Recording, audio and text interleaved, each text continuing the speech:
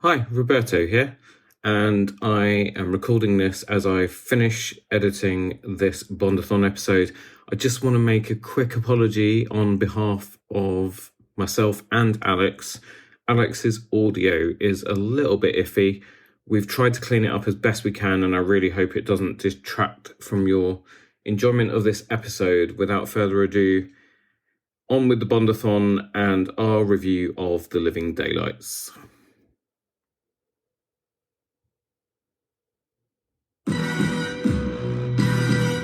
The name that means excitement is back. Bond. James Bond. That girl must be very talented. Shoot up. Believe me, my interest in her is purely professional. What is this? I've had a few optional extras installed. Wherever he goes, adventure follows. Two of our men are dead. Koskov's named you.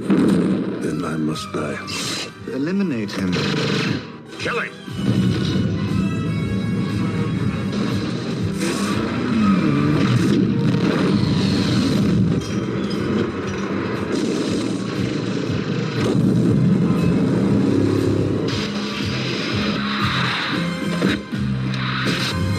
He lives for danger.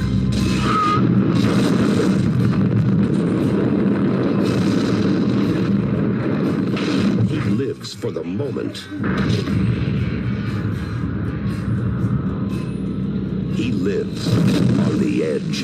Whoever she was, I must have scared the living daylights out of her. James Bond, 007, The Living Daylights.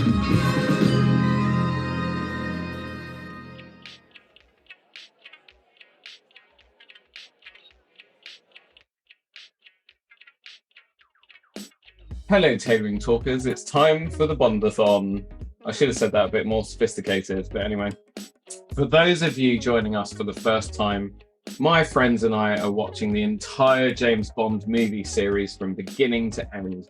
One movie and 1 month at a time. Some of us have seen them all. Some of us are seeing some of these movies for the very first time. We deep dive into each film, covering everything from our overall review to the plot, clothes, gadgets, cast, behind-the-scenes stories, and our favourite moments. If you haven't already, please help the show by subscribing and leaving us a rating and a review. If you're listening at allows, step back into the Tailoring Talk time machine as we head to 1987. Bond producers Cubby Broccoli and Michael G. Wilson decided it was time for a new 007 and a fresh concept, following Roger Moore's tenure as our favourite secret agent. After exploring a number of concepts, they eventually settled on creating a 2-hour movie out of Fleming's short story entitled The Living Daylights. I'm delighted to be joined by two Bondathon regulars, my Play Pause Turn podcast brothers in arms. Yes, the Play Pause Turn podcast shop game has started in earnest. First off, it wouldn't be a Bondathon episode without the sultry tones of John Evans. John, how are you? I'm very well, thank you. Yes. A little bit pink from the sunshine, actually.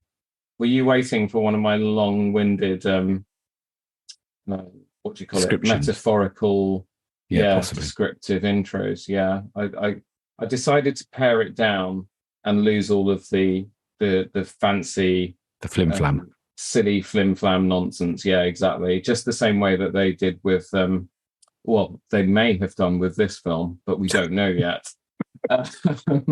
Also, hi, John. It's really good to see you. Hi. Likewise. No, thanks. Also from the Play Pause Turn podcast, it's the gadget guru with the heart of gold, the voice of reason, Alex Hansford. Alex, how are you? Hey, Bobby. Yeah, I'm well, thank you. Very good. Yeah, excited about this one. I am good. Filled with a new energy, just like our Bond. Brilliant. And then I was hoping, because I did promise on the last episode that we would have someone joining us, but unfortunately he's stuck on the train on the way home. So we'll have to save listeners from the delights of... I don't think, Bobby, I don't think he made it through the training mission, if you ask me. I think maybe he was just about to get to the recording studio at the top of our mountain that we have, and someone cut the rope. And that's where he's gone, I think. He's not Someone made it cut the here. rope or strangled him with their Sony Walkman cord while listening to Chrissy Hind. Yeah. Yeah. Oh dear. So on on the subject of which, before we get started, we need to get our spoiler alert in. I'm so happy. We will be spoiling the living daylights out of this one. So You've been waiting a long time for that. I've been waiting 16 Bondathon episodes for that. Yes, we will be. I'm going to say it again. We will be spoiling the living daylights out of this one. So if you haven't seen it, hit pause, go see the movie, and rejoin us after. Gentlemen, this was my first time. I was saying to Phil, actually. So Phil, also, I should give Phil a special mention. He's promised he's going to watch the movie this week, and then he's going to record a little reaction. So hopefully I can put that out as a bonus episode, but he's really sorry that he can't be here this evening. Family stuff going on. So Phil, if you're listening to this, when you eventually listen to this, we love you, we miss you, and we'll see you soon. But Phil and I were just saying that we are Dalton virgins, because neither of us have seen either of Dalton's Bond movies. So this was my first time. Alex, how about you? No, I've definitely seen them before, but I think this is my favourite Dalton. We'll come on to the other one next month, but yeah, I think this is my favourite. Do you mean it's your favourite Dalton Bond film, or just your favourite Dalton movie of all the movies that Timothy Dalton's ever made? Oh no, it's not. He's been in more stuff than this. I'm trying to think of other Daltons. There wasn't Timothy Dalton. Sam Dalton. Other Dalton. Other Timothy. That's what I thought he meant. Other people with the surname. No, I meant as in other Dalton films. No, he couldn't be, because he was. I mean, he's in Flash Gordon, wasn't he? And he was in Flash Gordon. that is an amazing film. I think everyone there deserves an Oscar for that. It's just the amount of cheese was incredible in that. I mean, you could have chosen Tony Dalton, who was in Better Call Saul, or Britton Dalton, who was in Goliath, or Brett Dalton, who is in the Agents of S.H.I.E.L.D. series. But you went for Timothy Dalton, your favourite Dalton. He is my favourite Dalton. Yeah. Arguably the most famous one, because I've got no clue who the hell you were talking about there, John. So anyway, Hot Fuzz. A slasher. Yeah, it was in Hot Fuzz. Slasher of prices. Which was great. But I don't think you can make that your favourite Dalton film purely because it feels like a Simon Pegg film. It feels like if you say that is a Dalton film, you're kind of robbing Simon Pegg of Edgar Wright film, surely, not a Simon Pegg film. Well, you know what I mean by Dalton movie. Yes, right? That's right. Sorry, yeah, quite Dalton right. in it. Right. Yes, but you could also have. I believe there was a TV series based on Gone with the Wind, probably in the 70s, maybe the 80s. What, with Timothy Dalton in it? With Timothy Dalton, he played. Is it Rex Harrison? I've obviously never seen Gone with the Wind. What was the series called? Scarlet. Oh, right. Okay. Yeah, I can see him in that, actually. As Rhett Butler, you mean? Sorry, Rhett Butler, yeah. So did I say Rex Harrison? Who's Rex Harrison? No. Pirate of some sort? A rugby player? No, Rex Harrison, somebody. Oh, right? Rex Harrison. Rex Harrison was in My Fair Lady. So he is an actor. Yeah, he couldn't. Rex Harrison was famous because he couldn't sing. So the filmmakers of My Fair Lady had to rewrite all the songs to allow him to talk them, almost like a sort of a gentleman rap. So if you go back and watch him now, he'll always talk the songs rather than sing them because he couldn't sing. Walk like the animals. Talk like the animals. There you go. Like that. Yeah. Wrong film. That was the most recent David Attenborough, whichever one's still alive, documentary on UK Planet or something. I don't know. John, first time? Definitely not first time for you. No. I've seen it a few times. Cool. Okay, that's all we'll say on there. We're probably going to whiz through all of this today, aren't we? It's only two of us. We haven't got. You see, I was preparing for. I said to Carolina, because she's now watched. Normally, she'll pick like a TV show or something to watch, because she'll be like, "Are you podcasting?" "Yes, dear." "What's the podcast about?" "Well, we watched a Bond movie yesterday, so there's your clue." "Okay, who's on the podcast?" "It's Phil, and it's John, and it's Alex." "Okay, fine.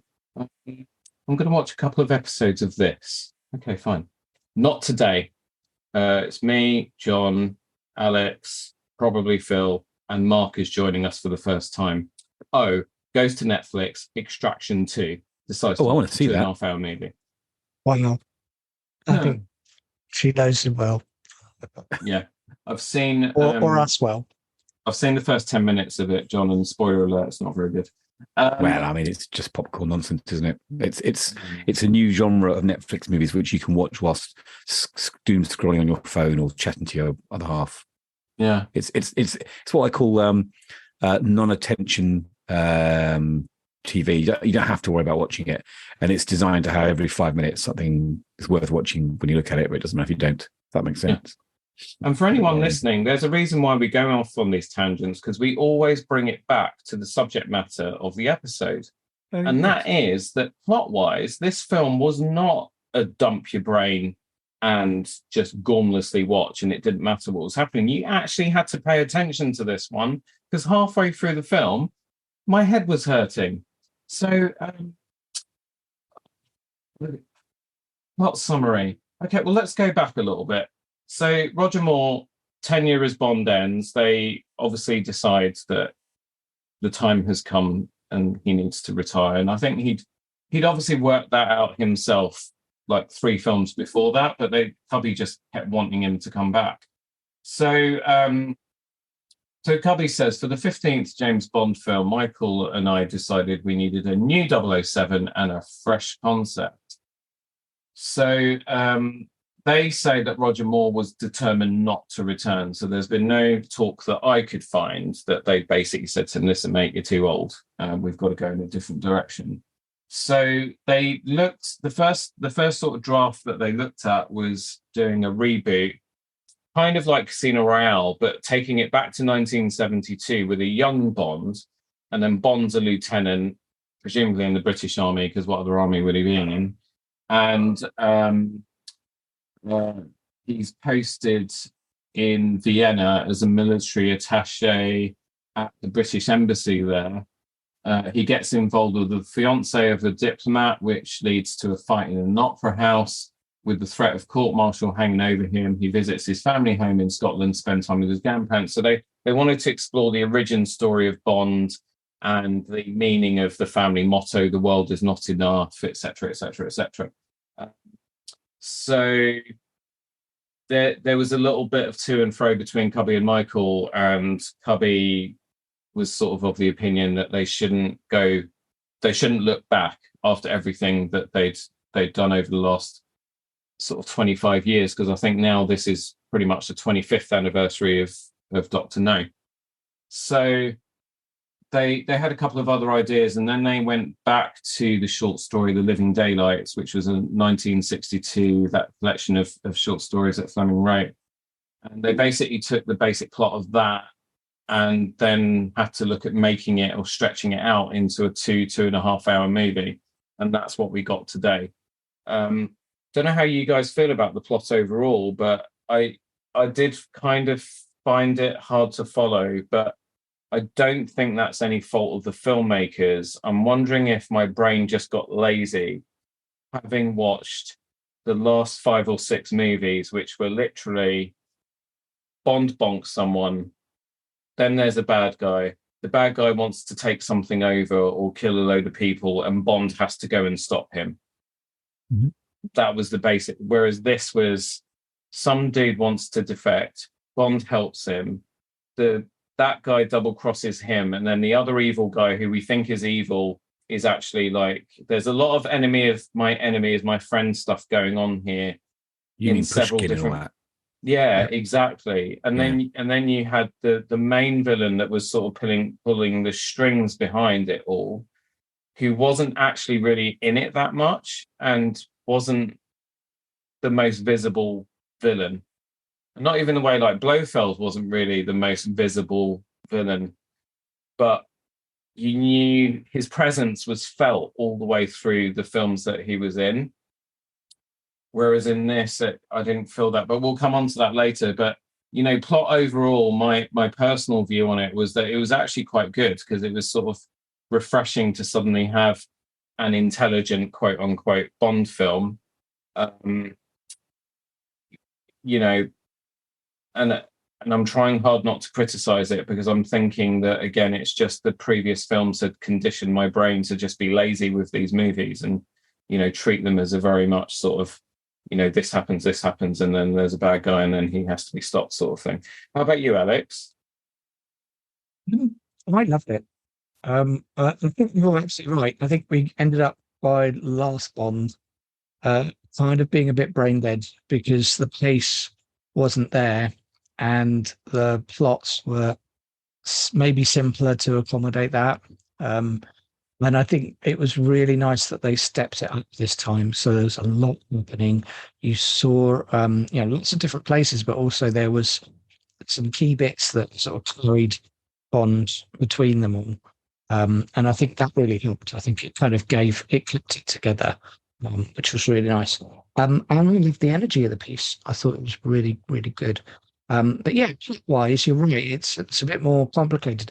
But I guess the thing is, this is sort of getting to the point where, when was the Berlin Wall come down? When did it come down? I think it was 80s, later, wasn't it? Was it 84? Was it later? No, it was later. Yeah, it was later. This came out in 87. This came out 1989. Was 89, the yeah. Berlin Wall. Oh, right. So it's kind of, there's a whole ton of stuff that they've kind of heaped in there, and I think it just. Yeah, it did feel complicated. You're right with the double crosses and stuff. But I think for me, I wasn't that fussed about the fact. I was just like, are they good or are they bad? And then it changed, and I was like, okay, this is interesting. And you know, the scenes were constantly different. Even the finale was an interesting way of doing the finale. So I was like, you know, I have thoughts about the finale, Alex. Oh yeah, we can pick those. Yeah. But there was no point where this was a boring Bond. There was no thing. They really had worked every part of this film out. And I just loved it. I loved the energy of it. So yeah. I think they did very well. But you're right, like plot wise, it's going on, and there's a bit of changes. And I loved seeing familiar characters reintroduced, because it wasn't just Bond who changed. It also changed some of the other cast members as well. So we'll come on to that. But for me, it was interesting. It made it really fresh for me. Yeah, John, I felt very differently to this film than Alex did. It just. Alex, have you done your money aspect of this? What was the budget for this film? So the budget for this, so it's 40 mil, right? And then it made, I think it was in the region. I was just looking at it for 191 million from Wikipedia.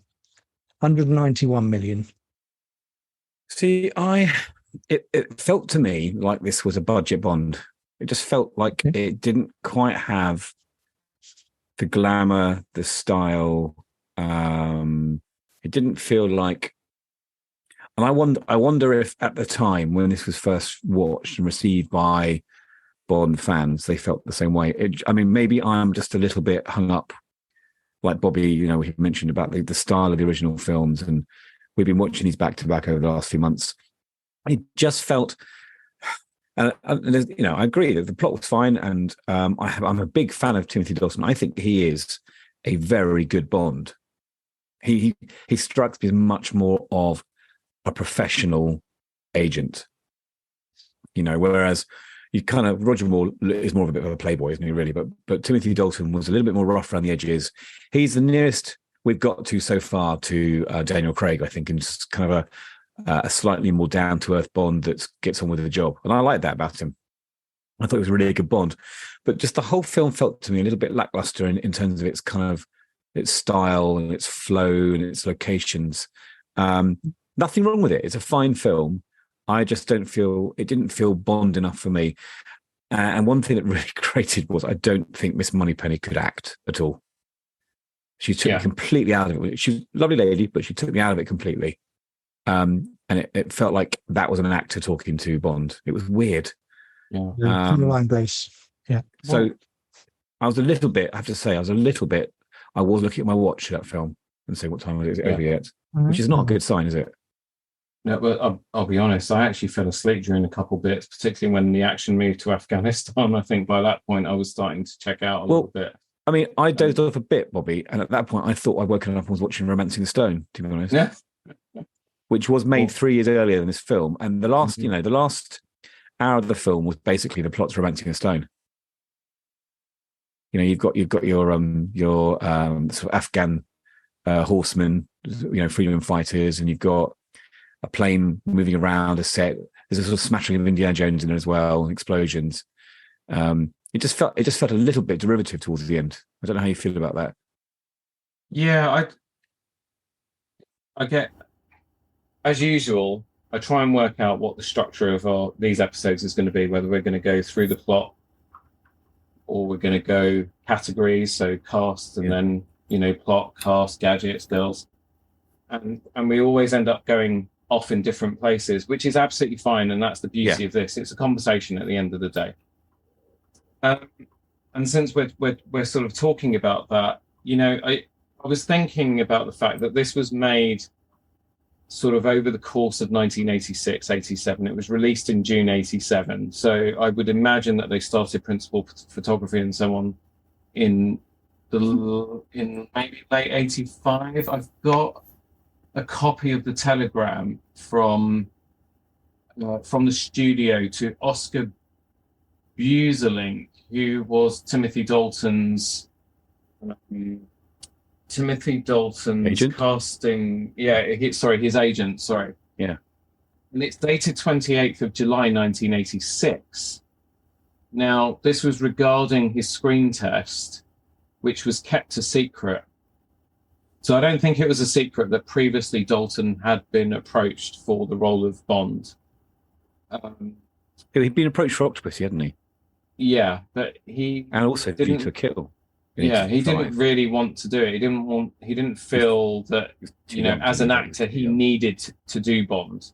He felt the body of work that was behind him, including his Oscar-nominated turn in Flash Gordon, was good enough. He didn't need to start entering, this party. So July 86. So they've obviously been prepping this film prior to that. So you're sort of going from 86, 87, and around that time, it's the time of all the kind of big bombastic action movies that we grew up with, right? That we were never allowed to watch, like Predator and the Rambo movies, and I mean, pretty much any Arnold Schwarzenegger movie at that time. We were on the cusp of Die Hard and Bruce Willis joining the fray. I mean, at the moment, he was still a whippersnapper in Moonlighting.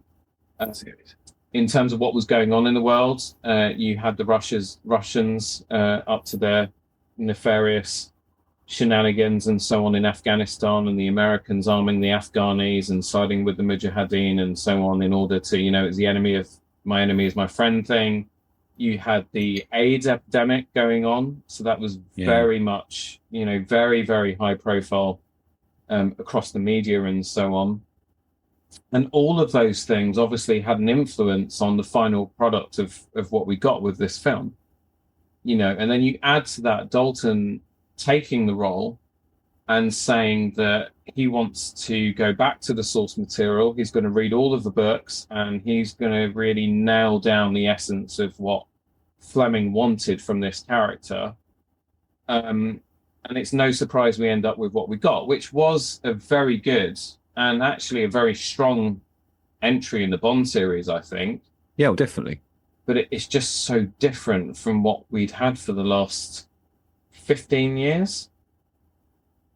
Right? from Diamonds Are Forever, because Diamonds Are Forever I see as the bridge movie between Connery and Roger Moore, because there was a bit of the kind of playfulness, less brutality from Connery, and it kind of set us up nicely for Live and Let Die. Was that his first Bond film? Should know that.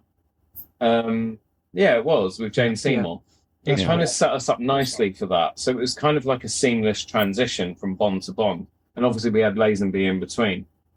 Whereas this, his portrayal is so far away from what Roger Moore did. Yeah. There was, and it's fine. There was never any intention for Dalton's Bond to be Roger Moore's Bond in any way, shape, or form. But, I can imagine that for some fans of the series, or even some casual fans that like the films and were sort of keeping up with them every time they came out in the cinema, much like we do with Marvel movies and things, that this portrayal of Bond, having remembered seeing Roger Moore only a couple of years ago doing his thing, could have been quite sort of like, oh, holy shit. Do you think that Dalton still now is considered the most serious Bond? I think he might be.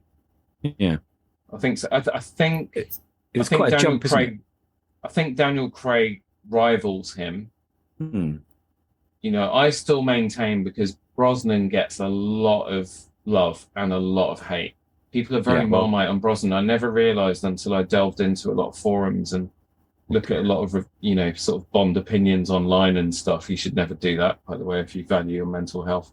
But I love Brosnan. I mean, he was my proper Bond, because GoldenEye was the first Bond that I saw in the cinema. It was the first one that, he was the first Bond I could take ownership of. It wasn't my parents shoving a VHS tape in the video and sitting me down in front of it to shut me up for a couple of hours. I had control over that, and was fully vested in everything that went around it. The marketing, I had the BMW Z3 Roadster GoldenEye wallpaper on my Windows 3.1 desktop at work. I had the soundtrack, GoldenEye on the N64, best game ever made. All of that. And the soundtracks were just absolutely phenomenal through his tenure as Bond. Dalton completely passed me by, but I think Brosnan, the thing I loved about him is that he had elements of Moore with the humor. He had elements of Connery, and he had elements of Dalton as well. He was like the perfect sort of amalgamation of the three Bonds, and even a bit of Lazenby to an extent, in some aspects, because Lazenby was very physical, which is the thing that I quite liked about him. And Brosnan had all of those elements, plus he made it his own. I think, having read some of the Fleming novels, I like what Dalton did. I like the fact that he went back to the source material. But again, it was, you found yourself turning round to each other. And John, I don't know if this was the same with you and Becca and Alex and Amy as well, but it was like turning around to Carrie, and I was like, he's on the fags a lot in this, isn't he? I was just thinking that. Well, but that is the real Bond. If you read the Bond books, there's a lot of him smoking and drinking. A lot more than you see in the films. In fact, I think we listened to an audiobook of it as well. He's not. When you hear the clink of the ice. He's not heavy on the drink this time, is he? No. It's just. But you can certainly, you're right, certainly about the smoking. And I feel he smoked quite a lot as well. Yeah. I feel like he's the most competent Bond in, if you're doing a performance review of someone at a job. I feel like he's ticked a lot of boxes. It doesn't mean that he's the best, but it just means that you're like, okay. The beginning of the film, definitely, Alex, is an appraisal, isn't it? It's just like an appraisal. Right, Bond and 002, 004, this is your monthly appraisal. We're going to get you to climb up the rock and infiltrate this fake place that you've got to infiltrate, and may the best man win and get the promotion. It's just like that. So apparently, and then at the very beginning, when the three agents tumbled out of the back of the plane, the doubles were picked specifically. So Dalton's face is always hidden until the moment, but the other two were meant to look like Roger Moore and Sean Connery. Now, I didn't get that. I only found this out because I was listening to some other podcasts about the Living Daylights. But that was in the script, and it was very deliberate that the other two were meant to look like Roger Moore and Sean Connery. You know, screw George Lazenby, obviously. But do you know the one that looks more like Roger Moore, a guy called Glenn Baker? He now looks more like Terry Gilliam. Ironically, when you look at a more recent picture of him. Interesting. But but I kind of liked his intro. Because we had Connery's intro, I still think is the coolest that we've seen to date. The sparking up of the cigarette and then the Bond. Is that the one on the beach? No, that's at the casino. Is the first time he says the line. Yes. And then Lazenby was very much like we couldn't see his face. He's in the Aston Martin. It's all shadows. You see the cleft in his chin, and then he reaches for the gun in the glove box, and then eventually we see him, and then we get that little tongue-in-cheek moment at the end. So actually, I really love the way they introduced Lazenby. Roger Moore. The first time we're introduced to him, he's boffed, to use John's term. He's he's boffing some girl and then shoving her in a closet when Em and Moneypenny turn up at his apartment. And then Dalton, we get a very care sort of, he lands on that boat after the sort of test mission or whatever it is goes wrong. And, there's a woman there kind of ripe for the taking because she's previously, just before he's landed, she's moaned on the phone about being completely bored and how she wishes a real man would drop in, and lo and behold, Bond lands on her boat.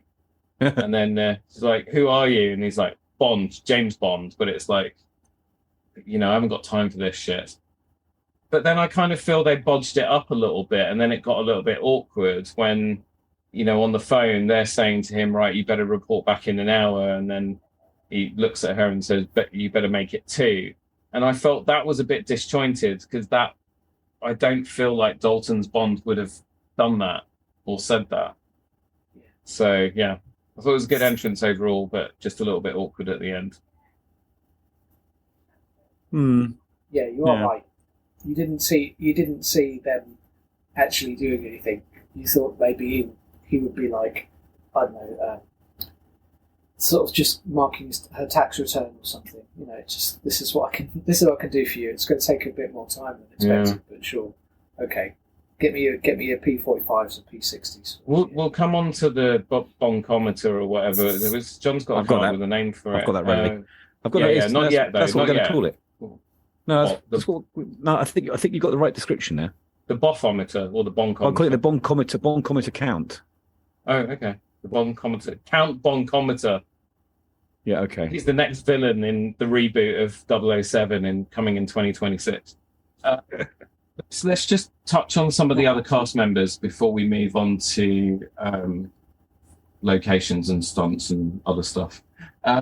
So we really only had a couple of Bond girls in this, and we had Marianne Darbo, who was the main focus female-wise throughout the entire film, and I think she did a great job with what she had. I was a bit disappointed that, they wrote in the whole, "Oh, James, oh, James, no, James," nonsense in there, because I didn't feel her character really needed much of that. And then we had a new Moneypenny. It was the first time that we were without Lois Maxwell, and she was replaced by Samantha Bliss, isn't it? Yeah, 25 years old. 25 years old. Only the Dalton films are the only times that she appears. Caroline Bliss. The Caroline. She couldn't act. Yeah. She could not act, unfortunately. No. It struck me as the most unnatural acting I've seen for a long time in a film. Yeah, and she didn't really do much either before or after this. She was 25 years old, so she was quite young. Yeah. And yeah, I agree with John. There wasn't really much to say about her performance, and I don't want to blame her for that. No, as much as I blame the script writers and so on. But she was very unforgettable. We've got a cracker of a Moneypenny coming in 2 movies' time, so can't wait for that. So anyway, Marianne Darbo 1984, she auditioned for the role that Fiona Fullerton played, the Russian agent in A View to a Kill. Right. But then Barbara Broccoli kind of made a note of her because she really liked her. And then she invited her back to audition for this film. So 5th of October 1986, she was introduced to the world as the next or the new Bond girl.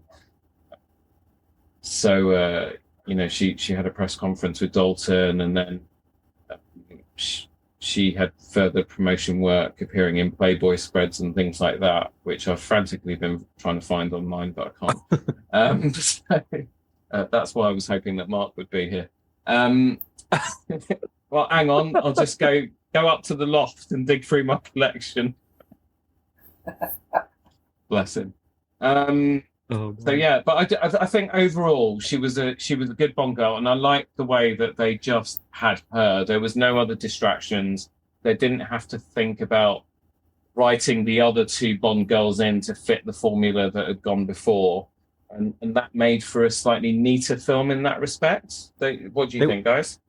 There was a Bond girl in this, a very brief Bond girl that struck me as being much more Bond girl-y than the Miranda Bow, and that was the slightly sultry "I wish a man would fall into my lap" girl on the yacht, which is kind of like a segue from the old Bond to the new Bond. You got to show that he's still a bit of a cad, and we'll come back to her in the Bond commentator account, but. She was classy, wasn't she, Miranda Bow? She was a classy lady. She was intelligent. She could speak multiple languages. She could play the cello. She could try and shoot a gun. She was. I'm not sure. I was very happy with her associates. These criminals, but Bond put her right in the end, didn't he? Pointed in the right direction. Oh. What about you, Alex? Yeah, I mean, I think as a Bond girl, I think she was perhaps more sophisticated than we were used to, and I think it went with the plot and where they went, and it went in that respect. I think it worked really well. I think there's not a lot more to say about her. She did a really good job, but I just think it's one of those things that I think for the film she was good. Again, competent. It feels like it's a very competent film. Now, we might say, well, but I want a bit more than that. But it does feel like they really wanted to make sure they ticked enough boxes in the film, with this change, so they didn't do anything crazy, and it just felt like that. Yeah. So anyway, I mean, yeah, I think one thing that surprised me is that there are still, there's still quite a lot of times of humour. So, I mean, I'm picturing the cello being used as a ski. That was fun. For example. So it was great fun, and I sort of like that. So it didn't take itself too seriously, but it just wasn't risque like the old ones were, and I think it didn't push itself in that respect at all. And I think that probably felt like the missing bit. And then perhaps, like you said, John, perhaps it's just missing a bit of class. Maybe that's the bit that was missing. And now, but like when you look at it again, if you've got it's like when you hire someone and you've got like a list of attributes and things, and someone ticks all the boxes, and you go, okay, well, he's very good. He could be doing it, but they don't have the right fit. I feel like that's Dalton's problem. So. Yeah. We'll come back to the cello sled thing in a bit. There were a few famous faces in here though, because you had Joe Don Baker as apparently main villain, Brad Whitaker, the arms dealer. Jerome Crabb, he was one of those actors. As soon as I saw him on screen, I was like, who that? Where? I knew that I'd seen him in something, and then I remembered he's the one that murdered Richard Kimball's wife. That's The right. Fugitive. Oh, in The Fugitive. Kimball's what's that film with Harrison The Ford? Isn't it? Fugitive. In The Fugitive. That's right. Yeah. Yeah. He's his best mate or whatever, isn't he? Yeah. He ends up that he's the one that, spoiler alert, murdered. If you haven't seen The Fugitive, just unsubscribe. Seriously. Great film. Yeah, really good film. So yeah, him. John Rhys Davies. And it's very apt because we're recording this 2 days before Indiana Jones and the Dial of Destiny comes out, and I'm so excited to see that. Need to get my tickets for this weekend. But yeah, John Rhys Davies. Art Malik. 80s Asian, British Heartthrob. Asian icon and heartthrob. Wasn't he the Art bad Malik. guy in True Lies? He was the bad guy in True Lies. He also did a stint in Casualty as well on the BBC. Oh, yes. Yeah. Who else have we got? So, Desmond Llewellyn's back. Yeah. Looking a lot older now. Looking a lot. Only 2 years later, and he's just looking so old. Yeah. Back is key, and he's got a lot to do in this one in terms of the gadgets that he creates. So, Alex, you'll be up shortly.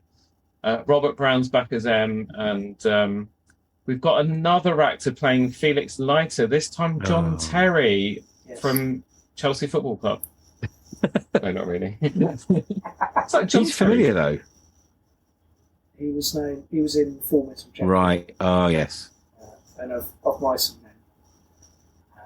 But yeah, so that was Full Metal Jacket. So I remember him from. I'm sure wasn't he in Lost as well at one point? I think he was. Can't remember. He looks familiar. Yeah, he did quite a bit. Yeah. As well.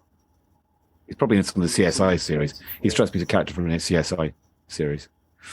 He looks like a doctor or something, or a pathologist. He's done CSI. Oh, he has. Actually. There we go. CSI a couple of times. You're not wrong. We've got to talk about Brosnan now, because he was cast for this. So he was doing Remington Steele. Yeah. Remington Steele got cancelled by NBC, and so Brosnan then became available for Bond. He got the part. When it was announced, the interest in Remington Steele went back up through the roof. And NBC had a 60-day sort of cooling off period or option to renew the show and pull Brosnan back. So when the interest surged because he got the 007 role, they then commissioned a new series. He then had to give the role up. He went back. They did 5 episodes. I think it was 5 or 6 episodes. My mum was a massive Remington Steele fan. I think purely because of she loved Pierce Brosnan, and I was never allowed to watch it. So I knew Remington Steele. I knew the name Pierce Brosnan, but I'd never seen either of them. So he was this mythical creature that I just knew my mum would leave my dad for if he ever turned up on the doorstep. So they did 5 or 6 episodes of Remington Steele, but then when he wasn't Bond anymore, people lost interest in Remington Steele because he wasn't Bond. So the ratings went down again. So then they ended up cancelling it anyway.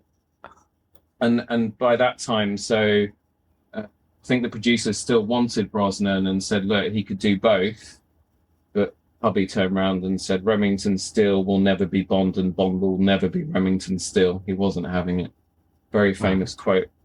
And then it went to Dalton's. But I just thought we had to, sorry, Dalton, not Dalton's. I just thought we should mention that. But yeah, Brosnan will have his time. Can we talk about a fine actor who sadly has gone missing recently, and supposedly his body parts have been found somewhere in California, which is really sad. And that's Julian Sands. He went acting. He went hiking in San Bernardino County, and apparently he's gone missing, but they found body parts that could be his. So that's very sad. I think Julian Sands is an incredible actor. He's one of my wife's favorite actors because obviously he's in Room with a View. I felt I'm sure you'll agree here, Bob. I'm not sure about you, Alex, but I felt he was a better Bond villain than the Bond villains in this film. He had this kind of quiet menace to him, as the milkman with the exploding milk bottles. No, that wasn't Julian Sands, dude. You sure it wasn't Julian Sands? Necros was Andreas. No, I'm pretty sure that I get Julian Sands vibes from him straight away. That definitely wasn't him. It wasn't Julian Sands. The villain, the assassin in this film, was played by a guy called Andreas Wisniewski.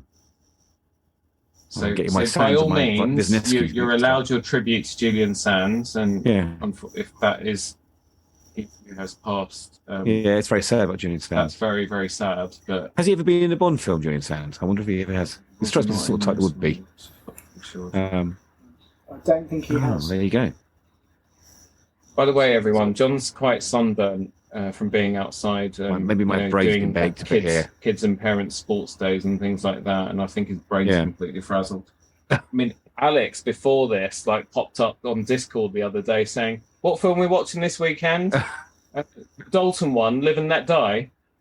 So no, he's not been in Bond. You're right. But can we talk about Andres Vinescu, whatever his surname is? Please, yeah, of course. Because I do think he was a better Bond villain than any of the Bond villains in this film. Personally, yeah, absolutely. He was menacing. That whole kind of thing about he was wearing the Walkman, and if that Pretended Proclaimers or whatever they are song came on, it meant he was going to kill someone, and he liked to strangle them with his Walkman cord. Now, who had a Walkman back in the 80s? I did. So my parents couldn't afford to get me a Walkman, so I used to borrow my friends from time to time, and I had one friend who would let me take his Walkman home sometimes. I don't think killing someone with a Walkman headphone cable is practical. Well, I mean, possible. I think first of all, I got my first Walkman sent to me by my uncle in the States. It was a Sony Walkman before they were out over here. They had orange foam headphones, and he sent it with a copy of Thriller by Michael Jackson. And I'd never listened to music on headphones before. Did it have also reverse? I can't. Yeah, I think it did actually. Yeah, and I remember putting my headphones on, and I'd never worn headphones before, so I'd never had that feeling of sound all around you. And Michael Jackson started singing, and I screamed to my voice, "My God, it's like Michael Jackson standing behind me!" And all I could hear out the corner of my ears was my mother saying, "Oh God, I hope not." And how portentous was that comment in the long term? But that was my first sort of headphone experience. And I'm thinking that the henchman, Necros, I think he might have had specially made headphones with a layer of garroting wire in them, so that if he's got specially made milk bottles that are grenades, I think he has special garroting headphones as well. And I think that's the first gadget you see in the film, one of the first gadgets. Yeah. I mean, sorry, Alex. Do you know what he went on to do after this? No. He went on to be a henchman in Die Hard. Oh, there you go. First one. Oh, is he the one with the really long hair? Yeah. Yeah. Oh, if I'd known that, I wouldn't have got him mixed up with Julian Sands. Oh, there we go. Again, that makes a lot of sense. He did kill people in quite violent ways, because there was that kitchen fight. Yeah. And I thought that agent, who was obviously a stuntman, put up a really good fight. He actually ended up breaking a finger or something in real life doing that fight. But it's when he kills Saunders, that was quite violent. It was very Omen-esque, except they didn't show it. But it happened so quickly. So when Saunders tells Bond about the whole double crossing thing and what's really going on, what he found out, and then he leaves the restaurant or whatever it is, and then Necros has rigged up this thing that will then propel the sliding glass door and kill Saunders. So if either of you did this, but I blinked and I missed it, and I said to Carolina, "What the hell happened?" She goes, "I think he just sliced him in half with the door." And I actually rewound it back, and then I freeze framed frame by frame to see what happened. And that is basically what happens. He's literally halfway through that door, and it couldn't. And it goes on. Yeah, although that you don't see it going all the way through, but I mean, it's That's what they want it to look like. You're quite right. They don't show you anything, but you've got a very clear understanding of what happened. I'm watching it now. But it's good.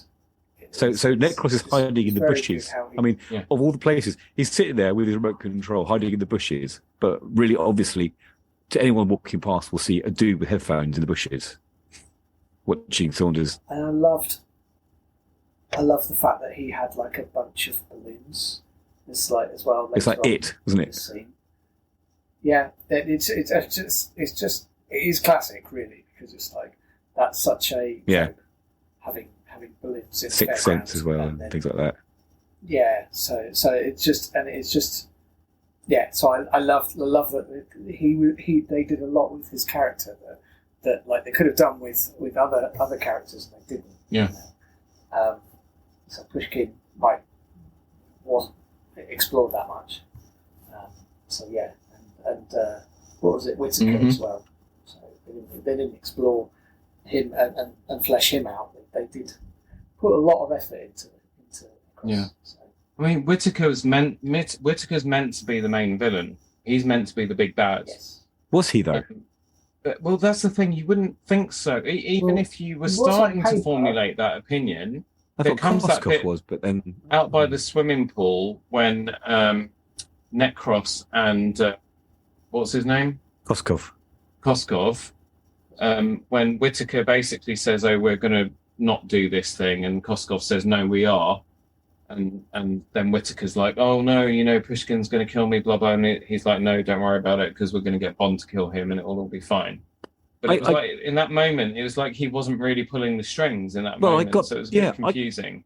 I got the feeling, and obviously we can't invoke Spectre here because it's no longer allowed to be mentioned. But I kind of got the feeling, because he gets a phone call at one point, doesn't he? That there was another party behind all of this that we never see. Well, that's Smash. Pulling the strings. Smash. That's Smash, yeah, because but they couldn't say they decided not to say Smash. So Smash was the name for the organisation. It's based on a real organisation, Smash, isn't it? Early days of Connery, the Fleming novels, etc. But I think they decided against using the word Smash because Smurfs were the big thing at that time. And so, if you say Smash, people think there's like little blue people in white nappies running around everywhere. But that's what it was. So that saying on the balloon, whatever it was in Russian or whatever, Smersh is basically the abbreviation of that. So Smersh was the organisation that was, But when wasn't the plot kind of that they were trying to make the West think that this organisation had resurrected? When that's not really what was going on. What was really going on is that the Americans were wanting to arm the Afghanis against the Russians, and then this warmongering arms dealer was basically doing some dodgy stuff with, selling them arms, but then taking the drugs. Well, I think, I think also getting those back to the States to then sell the drugs at a profit or something like that. I mean, there was diamonds, weren't there, at one point being shipped? There was diamonds as well. What the hell? Well, diamonds. The thing is, you must forget diamonds because diamonds are forever. But I think, I do think Whittaker wanted to promote arms sales and have a regular business. This plot, this film is starting to sound like the plot of the new series of Star Trek as well.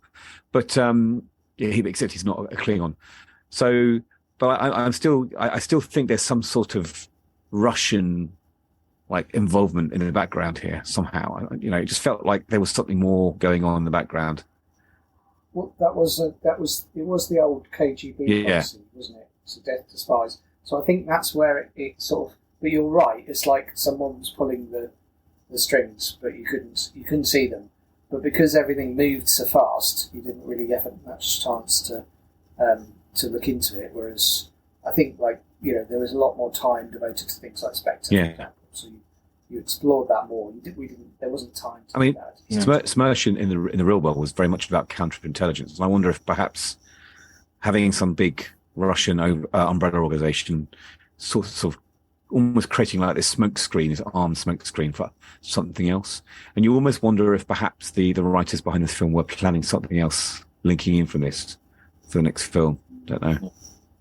Let's get away from all this heavy stuff for a little bit. And let's look at the gadgets that were featured in this movie, because they kind of started off with the intention to pare it down aka what's the film from 1981 that I keep forgetting the name of, or even forget existed? Not The Spy Who Loved Me.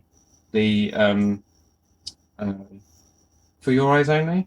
For Your Eyes Only, yes. Yeah. Right. Where they literally had no gadgets whatsoever.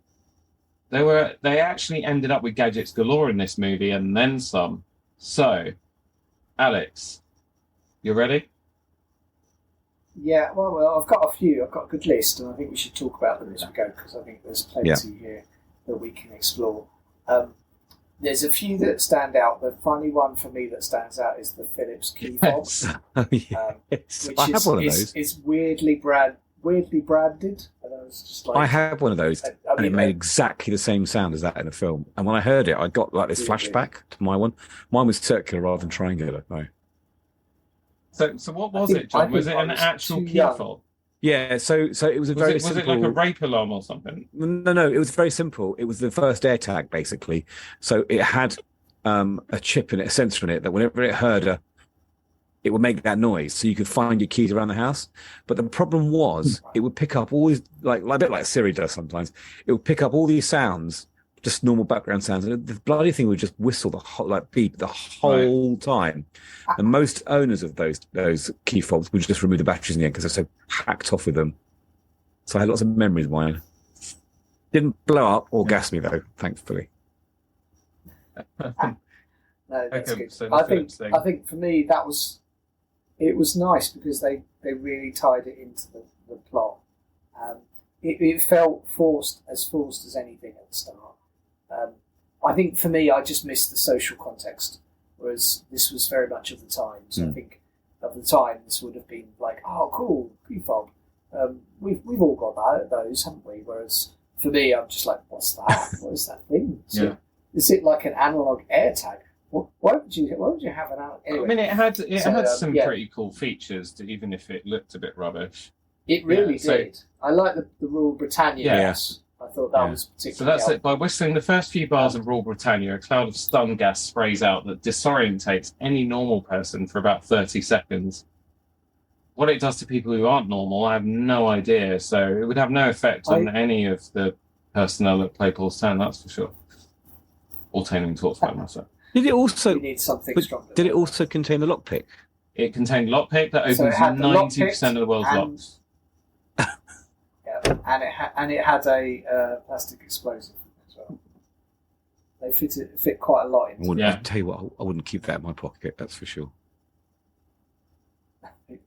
What else did we have? So what else have we got? Well, let's go on to the milk bottle grenades.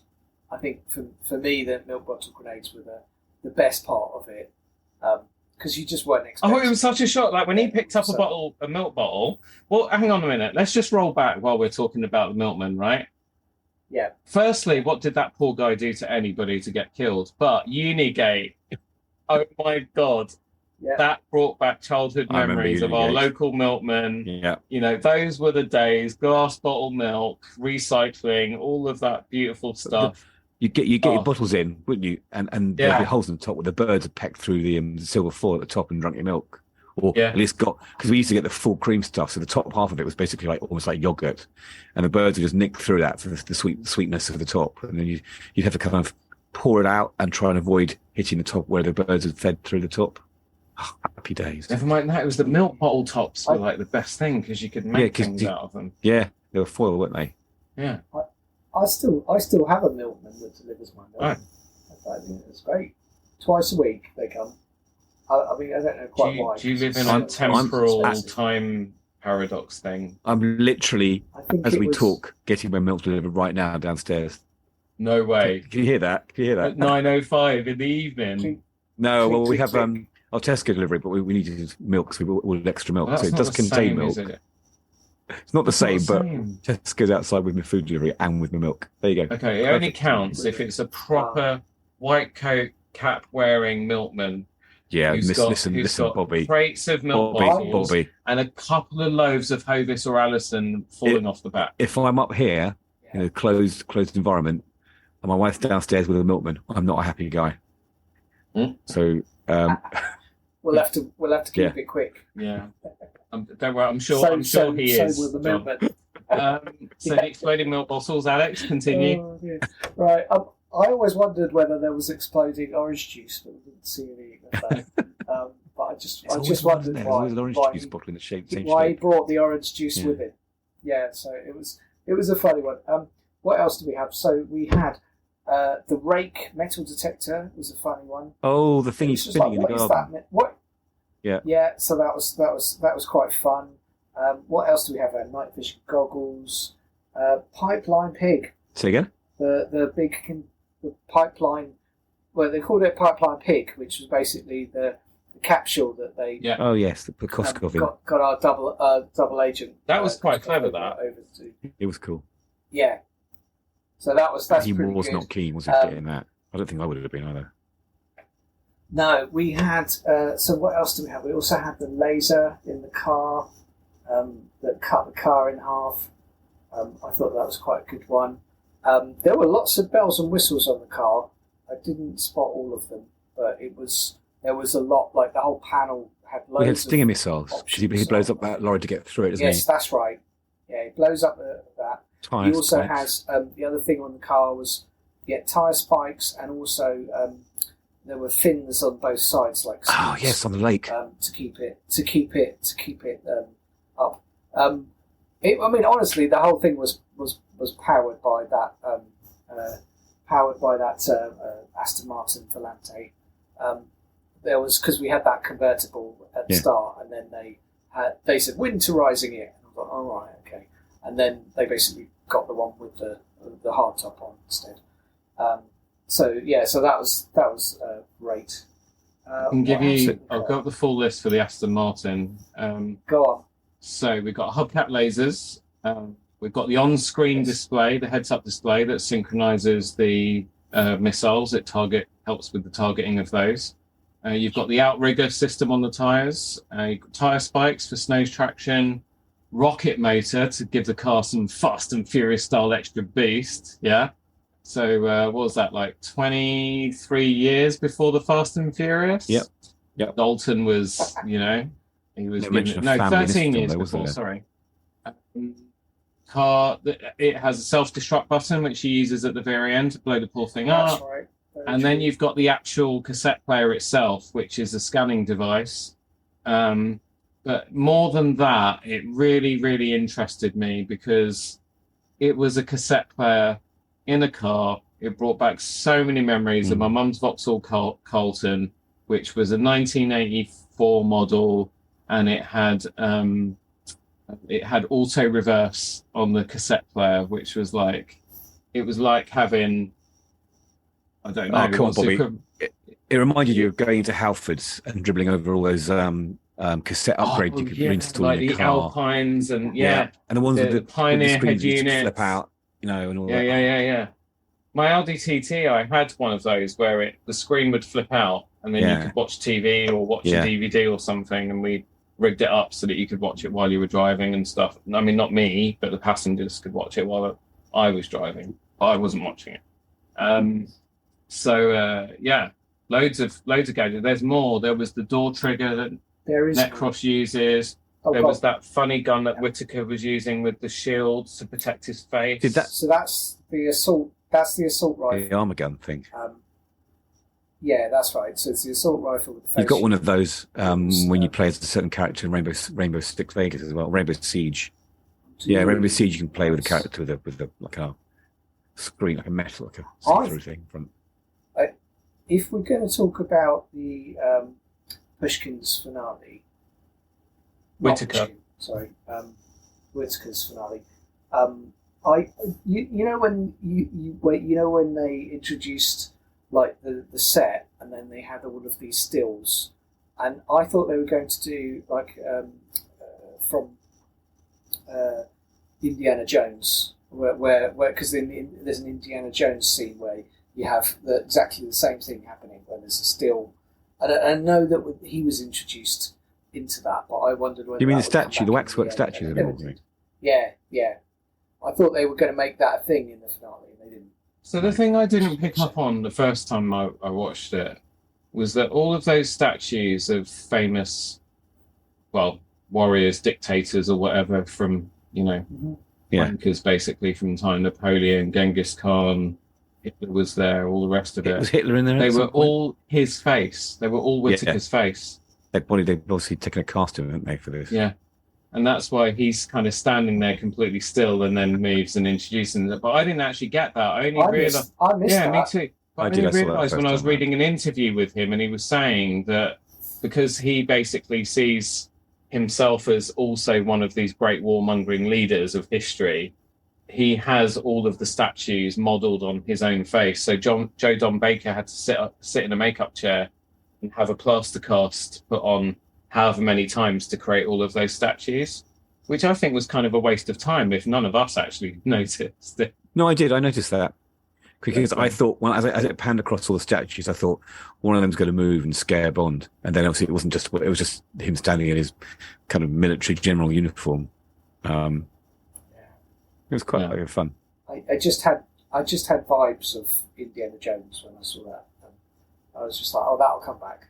And it didn't really. It was just a little gag that they put in.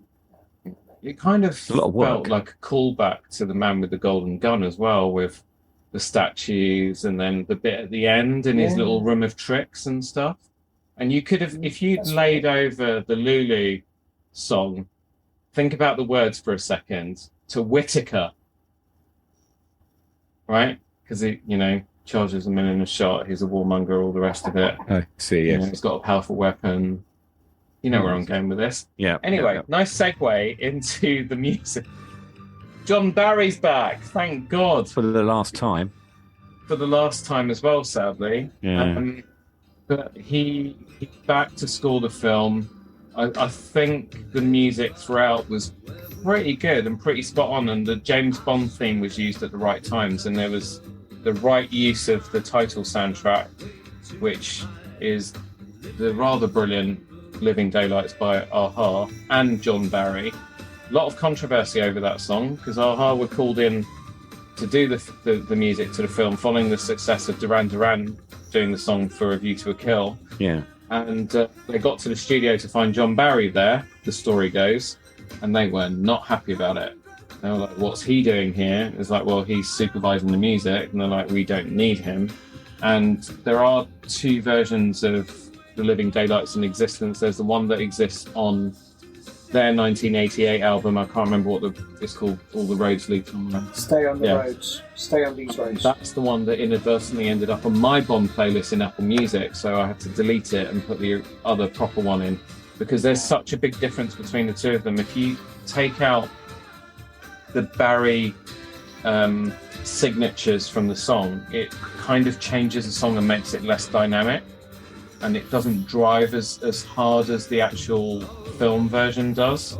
It just occurred to me that John Barry is probably the original Dave Arnold, isn't he? So Dave Arnold does a lot of more recent stuff, and you need that kind of consistency of sound across the films, which John Barry had, I suppose. Yeah. Alex?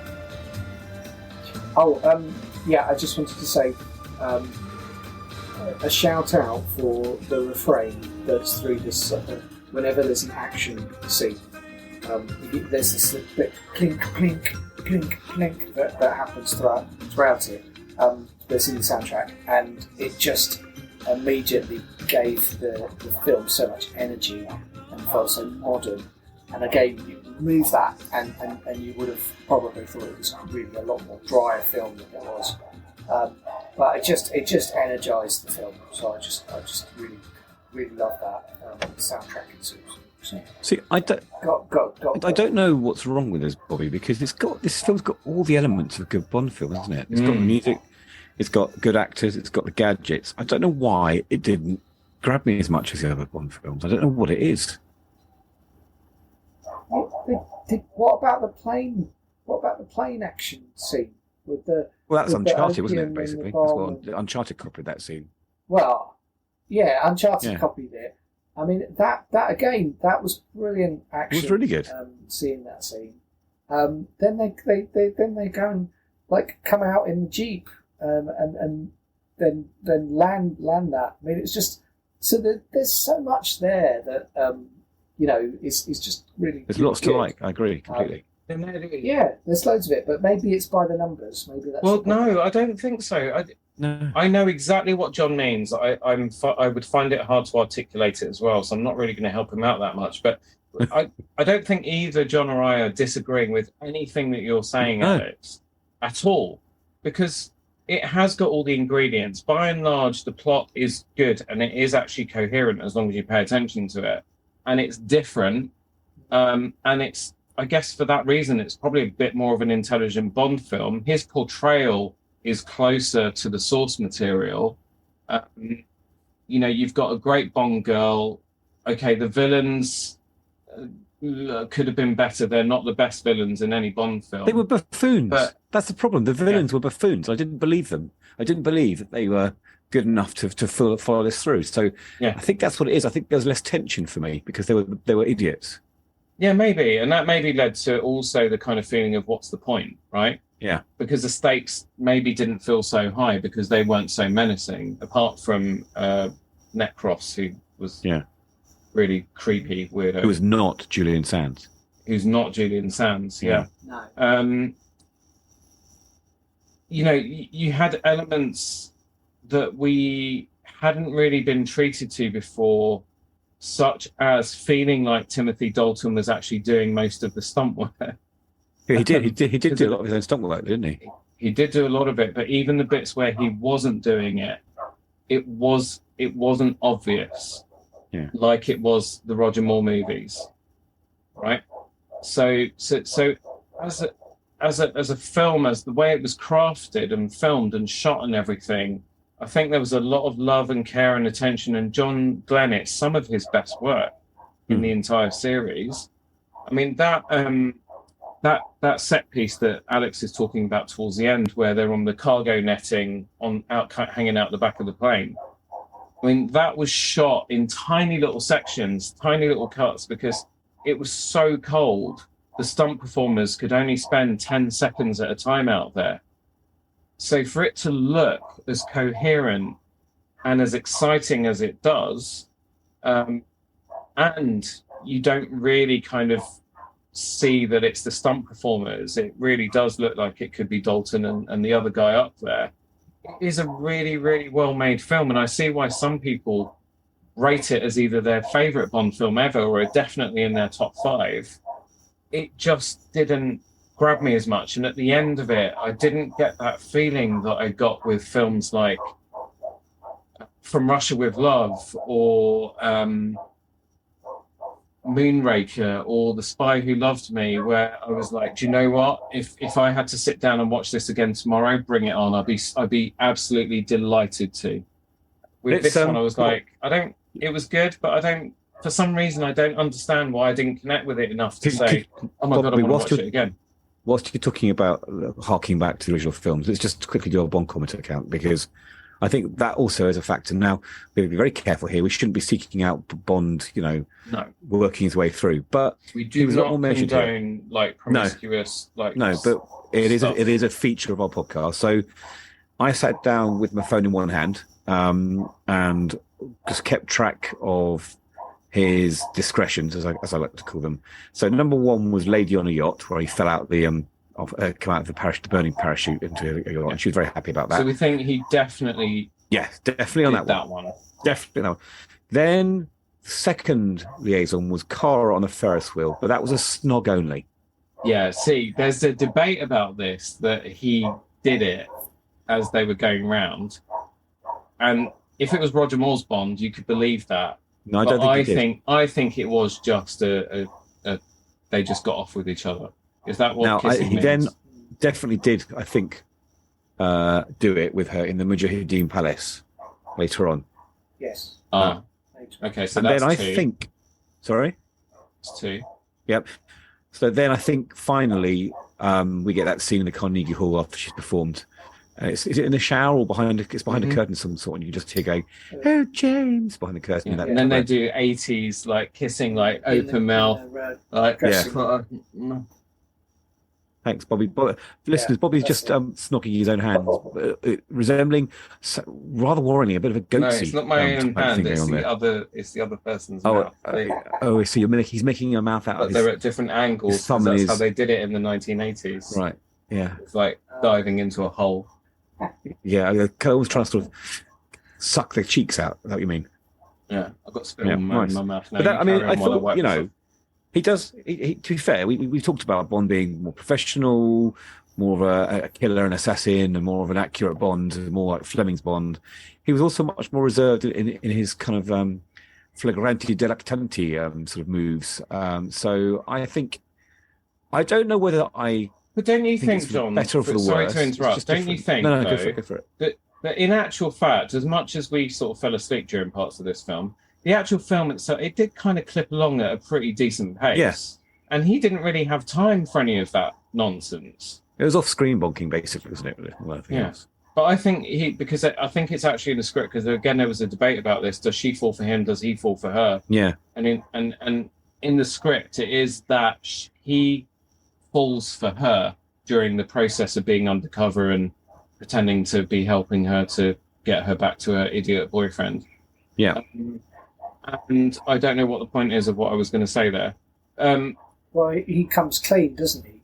Yeah. But he obviously comes clean, but that has more weight if he actually does love her than if it was just part of the job. So I think that's why it makes more sense.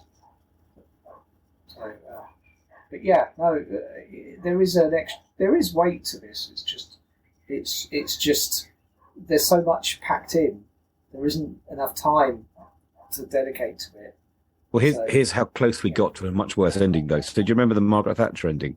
Mm. Well, there was another one planned for this one where they were snogging in front of now King Charles III and Princess Di. I think they burnt their bridges on the last one, so that was scrapped.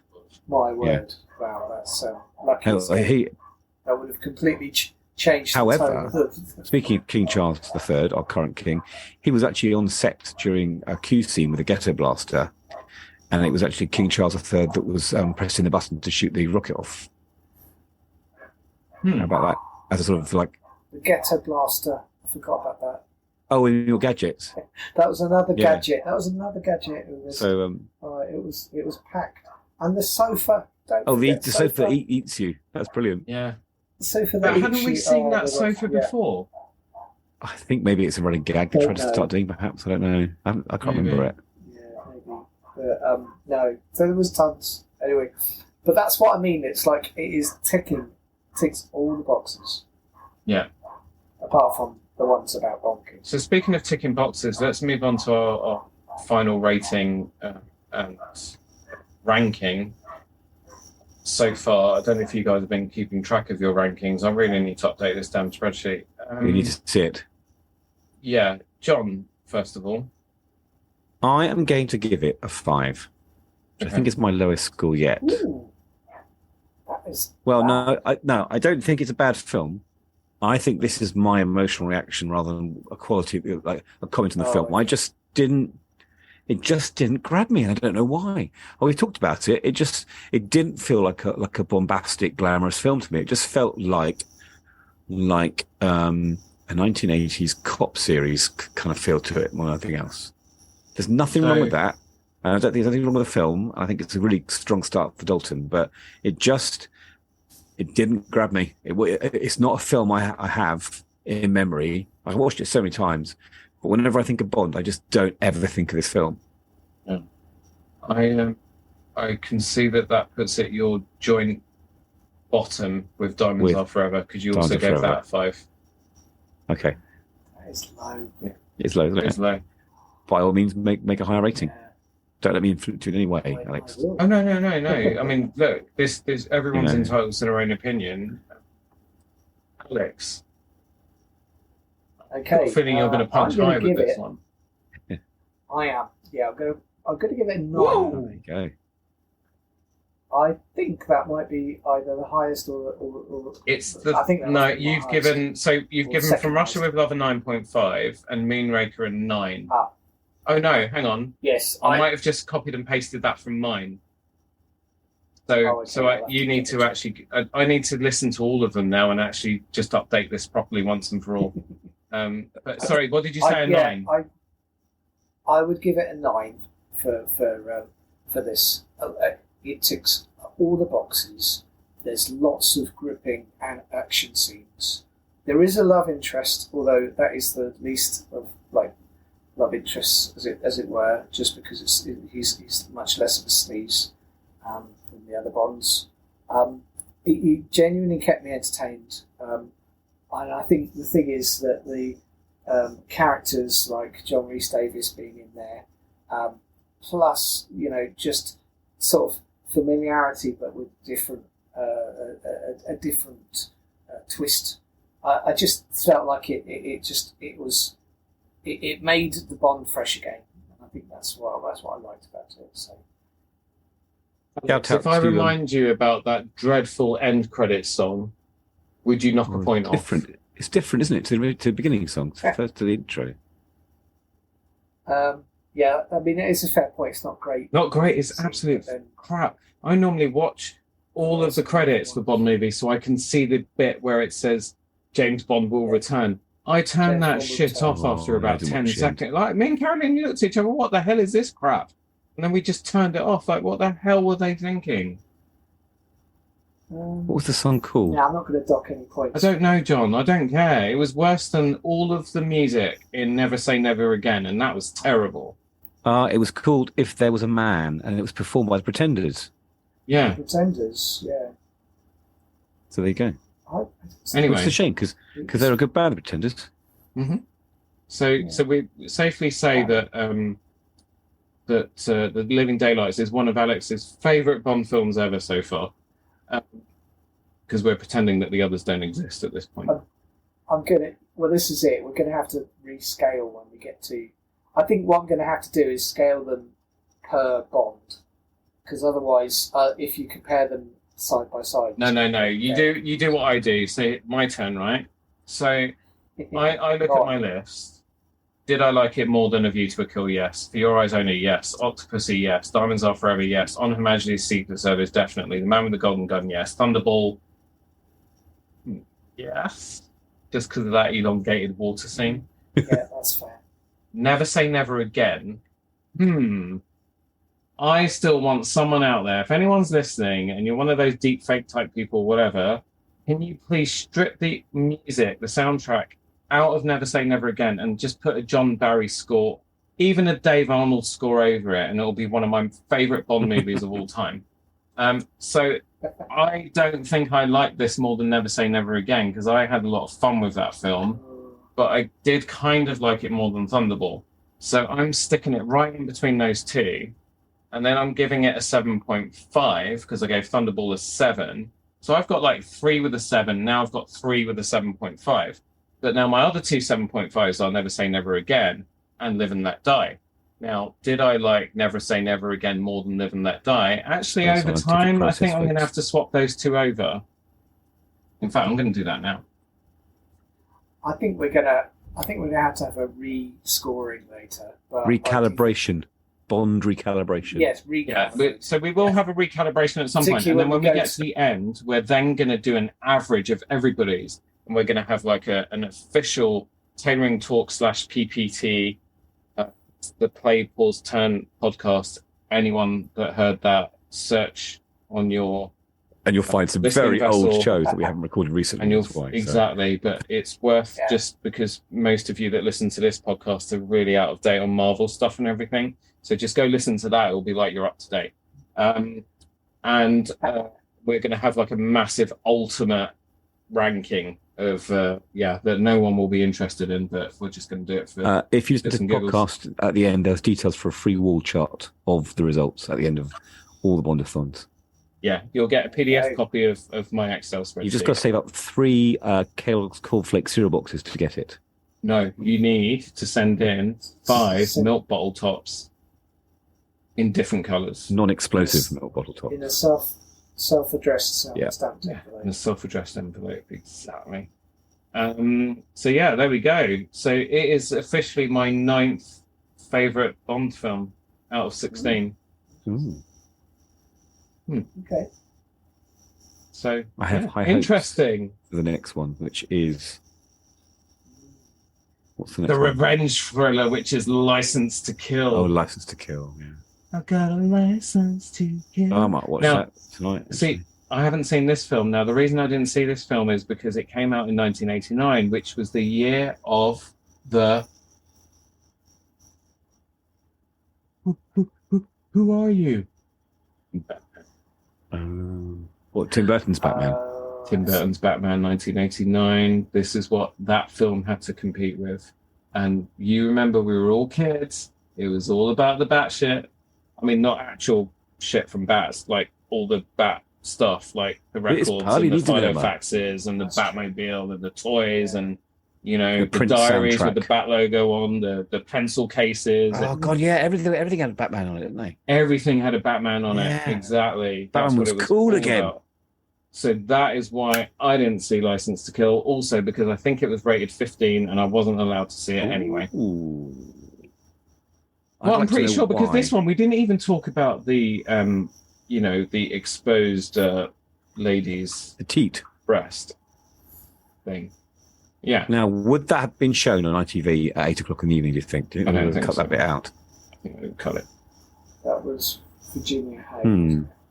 She was Pushkin's space. Because, you know, that showed the get the job done nature of this Bond, right? I mean, that was actually quite credible because he needed to distract the people that were coming into the room. But yeah, I think License to Kill was actually rated a 15 at the time as well because Batman was the first 12A. We didn't have anything less. Yeah, it's a 15. Yeah, there you go. So I wouldn't have been allowed to go to the cinema to see it anyway. It says sex and nudity mild, violence and gore severe. Profanity mild, alcohol, drugs and smoking moderate, frightening and intense scenes moderate. Well, Living Daylights was just... Bond throws maggots in a man's face, punches him and flips him into a bed of maggots. Well, I'll stop now because any more of these will be spoilers, but that sounds pretty grim. Exactly. We'll find out just how grim and gruesome it is on the next episode. So we will return to review License to Kill. Thank you very much, gents, for sticking this one out. Alex had a whale of a time. And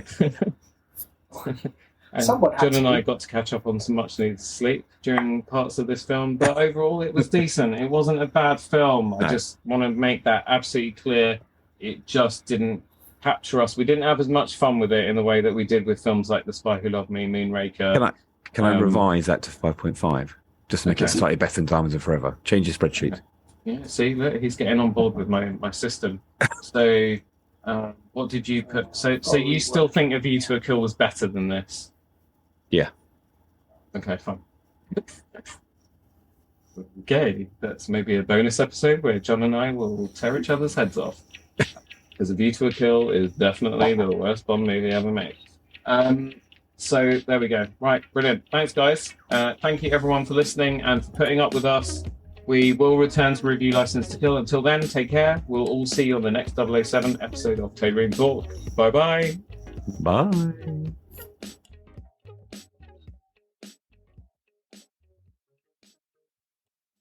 Remember to subscribe to Play Pause Turn.